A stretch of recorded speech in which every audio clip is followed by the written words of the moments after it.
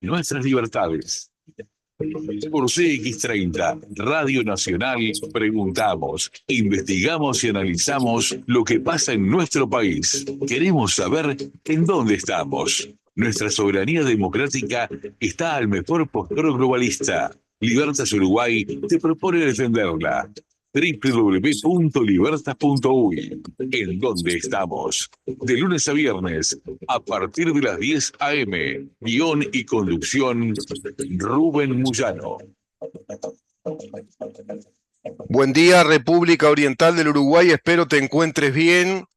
Bueno, en un día frío, estamos en un día invernal, pero los días anteriores también. Y en un día muy particular, dado que ayer, bueno, se cumplió con una de las primeras etapas de lo que se puede considerar es una fiesta cívica, una fiesta ciudadana, como es el ejercicio electivo, el ejercicio del voto. En esas internas de los partidos políticos, que son prácticamente una elección primaria, ¿no? Indican tendencias. Creo que hay un muestreo importante. Ahora hablamos, sí, de un universo de 986.000 y pico de votantes. A ver si logro encontrar acá las cifras. 986.000 y pico de, bueno, de votantes. Es un universo, yo te diría que muy cierto en cuanto a las tendencias. En esas tendencias vemos estos números. El Frente Amplio votó 410.282 votos. El Partido Nacional, 323.930 votos. El Partido Colorado, 101.386 votos. Cabildo Abierto, 17.242 votos. Partido Independiente, 2.783 votos. Partido Constitucionalista, 1.174 votos. Coalición Republicana, 1.037 votos. Esto da un total, yo sumo, digamos, a todos estos partidos políticos que en primera vuelta, recordemos, van por separado. En primera vuelta, cada partido va con su candidato presidencial pugnando por la segunda vuelta, para ver quién queda como candidato definitivo, como candidato presidencial, como candidato a presidente. La única fuerza política que está unida en todos los aspectos es el Frente Amplio. El Frente Amplio se presenta como una coalición, esa coalición está inscripta en la Corte Electoral como tal, es un lema, es decir, esa coalición tiene una estructura interna de gobierno con estatutos de esa estructura interna administrativa de gobierno para la elección de sus autoridades, inclusive, y por otra parte tiene el derecho electoral de presentarse como un partido político, más allá de los partidos que integren esa coalición. Esa coalición se presenta como un lema, como un todo. En primera vuelta, para que lo tengamos claro, si el Frente Amplio lograra, como le pasó, como sucedió la primera vez que el Frente Amplio obtiene el gobierno, logra el 51% de los votos en primera vuelta, ya ganó en primera vuelta, no hay balotaje. ¿Por qué? Porque el Frente Amplio es una fuerza política única. Se presenta como un partido político, como si fuera el Partido Nacional, como si fuera el Partido Colorado, como si fuera Cabildo Abierto. Esa es una gran diferencia. Yo no sé si muchos uruguayos tienen claro eso, porque han entrado en este terreno de la disputa como entre dos grandes bloques políticos, pero en verdad es un crisol, un conglomerado de partidos políticos que juegan a unirse en segunda vuelta contra el Frente Amplio. Entonces, haciendo la sumatoria de todos los partidos políticos que yo presumo se van a unir contra el Frente Amplio en segunda vuelta, siempre encabezada, digamos, esa miscelánea de partidos por el Partido Nacional, da un total de 447.552 votos en esta interna. Es prácticamente un empate técnico. 410.282 Frente Amplio, 447.552, digamos, la coalición de gobierno, la que reeditara este gobierno. ¿Por qué? Porque Partido Nacional, Partido Colorado, Cabildo Abierto, Partido Independiente, creo yo, considero que Partido Constitucionalista, Coalición Republicana, van a sumarse al candidato más votado ahora en esta primera vuelta, que es la que va a empezar. Ahora sí estamos en la primer gran etapa de una carrera electoral por los presidenciables, recién ahora.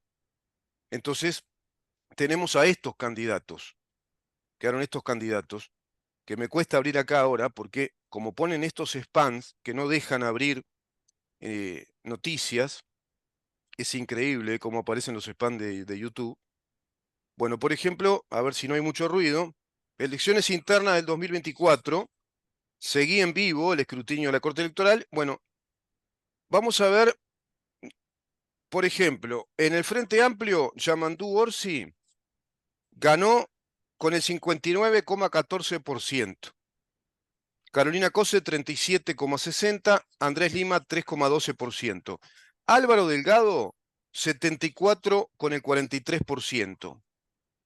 Lo sigue Laura Raffo con el 19,23%. En el Partido Colorado, Andrés Ojeda encabezó, ganó con el 39,49%, seguido por Robert Silva con el 22,40%, y en tercer lugar Gabriel Gurméndez con el 18,56%. Bueno, en Cabildo Abierto 100% Guido Manini Ríos, por lo tanto la concurrencia de votantes a Cabildo Abierto no está en su techo, para nada. Partido Independiente lo mismo, no tiene un techo de votos en este sentido porque no hay pugna electoral interna en el Partido Independiente. Lo mismo pasa en Cabildo Abierto. Por lo tanto, esas cifras van a crecer, no cabe duda. Ahora, dentro del Frente Amplio, ¿esto es el techo? ¿O simplemente votaron los militantes que podemos considerar integran el círculo rojo de la militancia del Frente Amplio? Son todos aquellos convocados, prácticamente más que convocados, exhortados a que vayan a votar bajo determinados apercibimientos dentro de los cuadros orgánicos militantes del Partido Comunista, Partido Socialista y el MPP. No debemos olvidar que la lógica política del Frente Amplio es muy distinta a la lógica de los partidos históricos, los partidos que son democráticos, porque están los que no son históricos pero son democráticos, como Partido Independiente, como por ejemplo Coalición Republicana, de pronto, Partido Constitucionalista. Hay otro partido, Cabildo Abierto, que es muy unipersonal, ¿no? Es el partido de Manini Ríos. Pero volviendo al Frente Amplio, el Frente Amplio tiene una lógica muy diferente a la de los partidos democráticos. Es una fuerza política integrada por cuadros de militancia. Esos cuadros de militancia ya están muy extendidos en el país. Es evidente que hay un porcentaje muy alto, quizás sea estos 410.000, que son ese núcleo duro inconmovible. Si se redujera al mínimo la expresión política del Frente Amplio a nivel electoral nacional, quedarían esto en los 410.000 votantes. Si hubiera un modelo político que confrontara el modelo de Estado que tenemos. Es decir, este Estado ya social marxista, que hace tiempo dejó de ser un Estado de derecho, una república democrática representativa, por un montón de aspectos, por un montón de motivos muy ciertos, muy concretos, que nos dicen que ya el Estado de Derecho uruguayo no funciona, que tiene otra estructura como Estado, que tiene otras estructuras institucionales y que son de peso, son trascendentales para el país, como la Fiscalía General de la Nación, como los nuevos procedimientos penales con el nuevo Código de Procedimiento Penal a través de un modelo fiscal acusatorio adversarial, desde la órbita del Poder Ejecutivo, concentrando poderes en fiscales, que tenemos una ley que promulga que hubo terrorismo de Estado en Uruguay desde el año 1968 a 1985, promulgada en el 2009 en gobierno de Frente Amplio.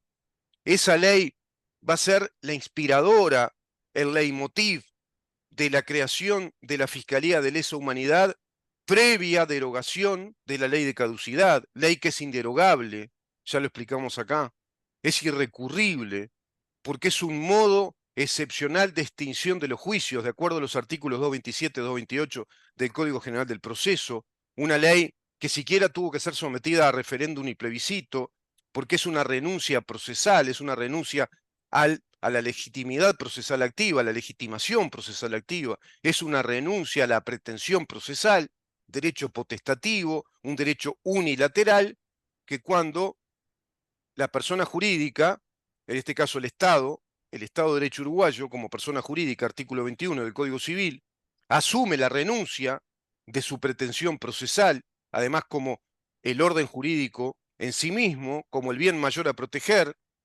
es decir, el derecho penal y el orden jurídico uruguayo asumen a modo de Estado la renuncia procesal, bueno, plantea al Estado uruguayo un modo excepcional de extinguir esos juicios eventuales ante integrantes de las Fuerzas Armadas, la policía y todos los adherentes de aquel régimen de facto o dictadura, porque a su vez promulgó una ley de amnistía que resolvió anticipadamente no enjuiciar a todos aquellos terroristas que atentaron contra el Estado uruguayo, contra las instituciones democráticas, contra nuestra Constitución, contra nuestra soberanía nacional.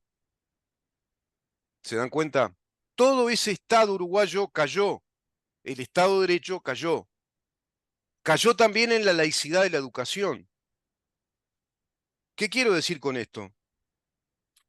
Que ante generaciones ya de veteranos, de los cincuentones hacia arriba, en un porcentaje determinado, no en todos, pero en un porcentaje, hay mucha bronca, hay mucha calentura, porque se sienten traicionados, sienten que el Estado de Derecho, que durante 15 años fue desconfigurado por el Frente Amplio, las fuerzas históricamente democráticas del país, históricamente republicanas del país, no se hicieron cargo en este itinerario de la historia de recomponer el Estado de Derecho uruguayo. No se hicieron cargo de recomponer, de reconfigurar la dignidad de la soberanía nacional, dejando que discurra en el tiempo un modelo social marxista instalado desde los gobiernos del Frente Amplio, con las políticas de género. Por el contrario, este gobierno enfatizó en las políticas de género y con un presidente que salió delante de la red, de la gran red mediática de Vladimir Putin, RT, que fue creada para generar una guerra informativa. Bueno, salió nuestro presidente a decir que asumía la Agenda 2030 porque era la mejor agenda y le daba garantías a nuestro país, y que ratificaba todo lo dicho por Tabaré Vázquez. Es el presidente que apenas ganó, fue hasta la casa de Tabaré Vázquez a saludarlo. Hay muchos signos de una especie de delicuescencia entre aspectos centrales que hacen a un modelo de país y a otro modelo de país. Y este gobierno no vino con un modelo de país que sea una confrontación clara, un lineamiento de país claramente distante respecto al modelo de país del Frente Amplio. Lo que sucede es que el Frente Amplio sigue hacia un futuro del socialismo comunista. No se va a agotar en este modelo de país. Si el Frente Amplio gana las elecciones, no nos vamos a quedar agotados en este modelo progresista, social marxista, todavía atenuado en sus aspectos más benevolentes, sino que va a profundizar el modelo del socialismo porque está comprometido como fuerza política instalada en el Foro de San Pablo, comprometida activamente con los planes estratégicos de desarrollar el socialismo del siglo XXI, y en un país tan pequeño como el nuestro, que es muy fácil desarrollarlo, está comprometida con desarrollar el modelo del socialismo, que es el modelo que tiene Venezuela, el modelo que tiene Nicaragua, el modelo que se estaba desarrollando en Argentina, el modelo que se desarrolló en Bolivia, el modelo que pretende desarrollar Boric en Chile. Por eso tenés un PIT-CNT con un aberrante plebiscito planteando ya la indecorosa actitud electoral, el fraude electoral de 100.000 firmas prácticamente truchas, para ir a un plebiscito que formalmente se les va a habilitar, para ir a un plebiscito contra la propiedad privada, contra el sistema financiero uruguayo, contra 1.600.000 uruguayos, contra 22.500 millones de dólares y contra la Constitución de la República, para instalar una reforma que es prácticamente un golpe de gracia a nuestra Constitución. La convierte definitivamente en una gran, digamos, redacción esquizofrénica, en un instrumento mayor, nuestra ley suprema, como una ley esquizofrénica. Te plantea como derechos inviolables, inalienables, como sustento y fundamento de nuestra nación, el derecho a la vida, al honor, la libertad, la seguridad, el trabajo y la propiedad, y reitera al derecho inalienable, inviolable de la propiedad privada en el artículo 32 y la legítima actividad vinculada a todo ello en el artículo 36, y se pretende que por un plebiscito nuestra Constitución nos diga que se elimina la propiedad privada de 1.600.000 uruguayos, de 3 empresas financieras, y se elimina la legítima actividad comercial, industrial, empresarial en el ámbito financiero respecto a al asesoramiento y a la inversión de esos capitales que son la masa dineraria de los ahorristas por el pilar, por el pilar individual de la capitalización de los ahorros a través de la última reforma de la seguridad social que hizo este gobierno. El Frente Amplio se muestra una unidad en todo sentido, una unidad en el sentido del gobierno, una unidad doctrinaria. Es una unidad evidentemente doctrinaria. Se muestra como una unidad política ante la población, especialmente ante los más jóvenes. Carolina Cose manifestando que prácticamente a modo de una chiquilina sonrojada. Es un honor que Yamandu Orsi me convoque para ser vicepresidente. Yamandu Orsi anteriormente diciendo, para mí sería un honor integrar la fórmula presidencial con Carolina Cose. ¿Qué está diciendo eso? Que es una chantada, es un fraude esto de Yamandu Orsi por un lado y Carolina Cose por otro. Ya saben que van a ser fórmula paritaria, porque esté Yamandu Orsi, Carolina Cose, o le pasa algo a alguien y tiene que ser otro, y van a hacer lo mismo.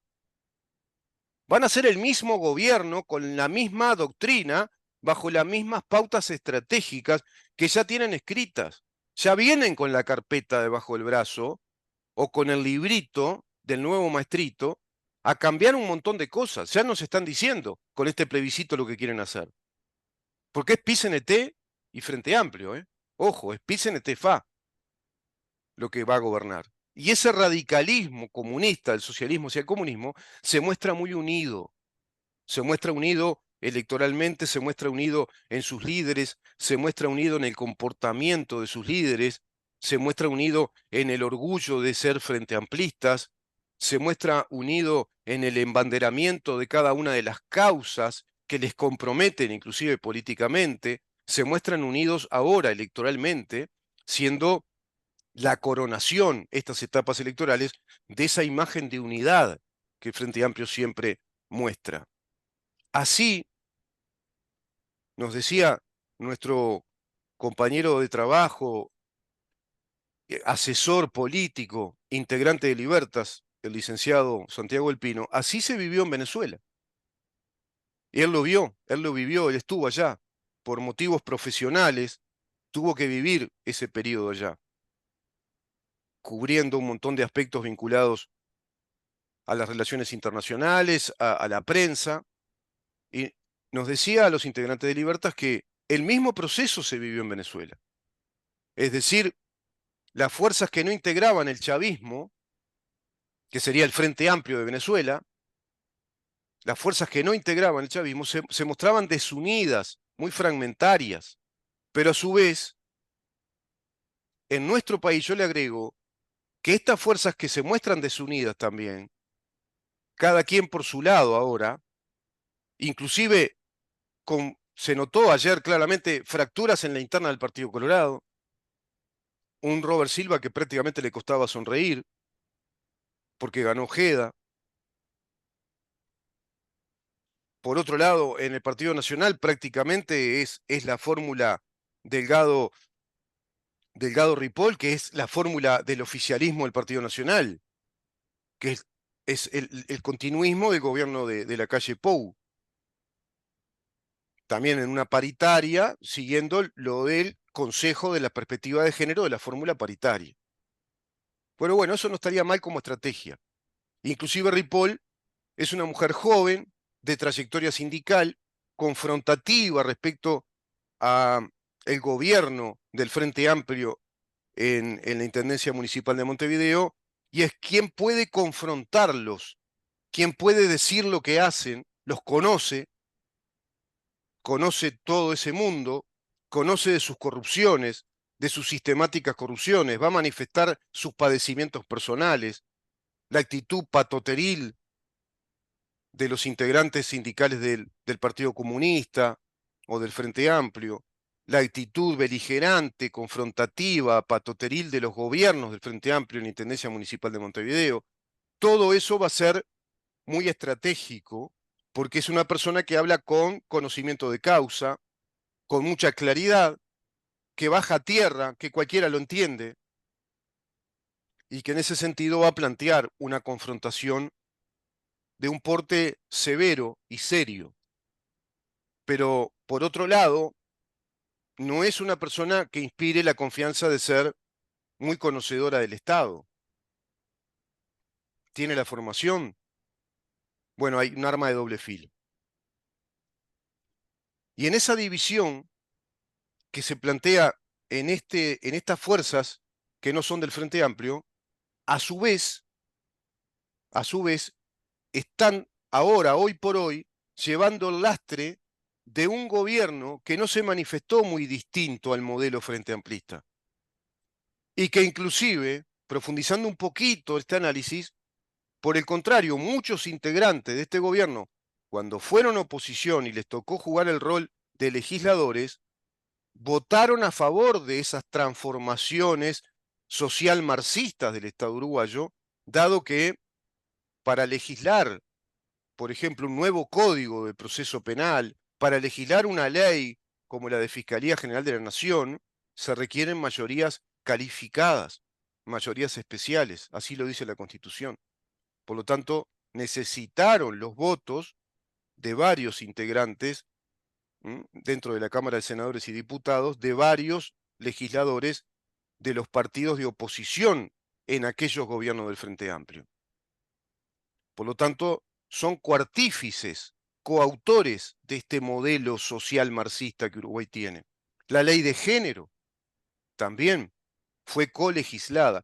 Y de hecho, legisladoras del Partido Colorado como del Partido Nacional son fuertemente militantes y adherentes de las causas del género.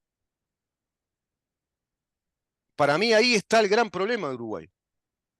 Uruguay tiene un solo modelo, que es un modelo social marxista, adherido a la Agenda 2030, perdió su identidad como Estado soberano, no responde a su Constitución, no responde al Estado de Derecho según prescribe nuestra ley mayor, nuestra ley suprema, y por otro lado estamos a las puertas del advenimiento de las huestes comunistas que pretenden arrebatarnos del todo ya lo que nos queda de Estado de Derecho, de Estado republicano soberano. Ese es el panorama que yo estoy viendo. Este es el panorama. No encuentro signos distintos en el régimen político. No encuentro movimiento fuerte dentro de cada uno de los partidos políticos que digan queremos un modelo muy distinto a este modelo político. Queremos recomponer el modelo que dice la Constitución de la República. No nos queremos seguir alejando de la Constitución de la República. Por lo tanto, acá estamos ante un tema medular. Es un tema de estructura y funcionamiento del Estado, de modelo político, que es muy distinto a la corrupción. La corrupción es otro tema. Y creo yo, la campaña electoral va a versar sobre corrupción, no sobre modelo político.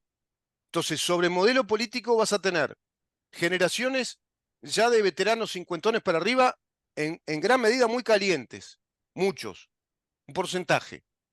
Y por otro lado, juventudes que tanto le va a dar ir para un lado o para el otro, va a depender mucho de la imagen que reciban, porque no van a dar un voto racional, va a ser un voto emocional.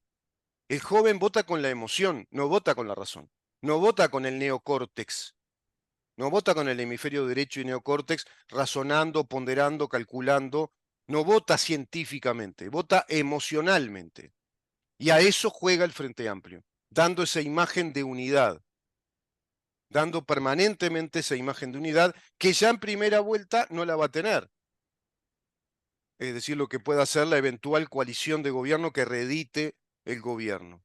Porque desde el gobierno tampoco dio no dio una gran imagen de unidad, dio una imagen de componentes, de composiciones, de muchas rispideces entre Cabildo Abierto y el resto de los integrantes, muchas rispideces, también rispideces internas. Y ahora quedó claro, por ejemplo, en el Partido Colorado, que no hay unidad.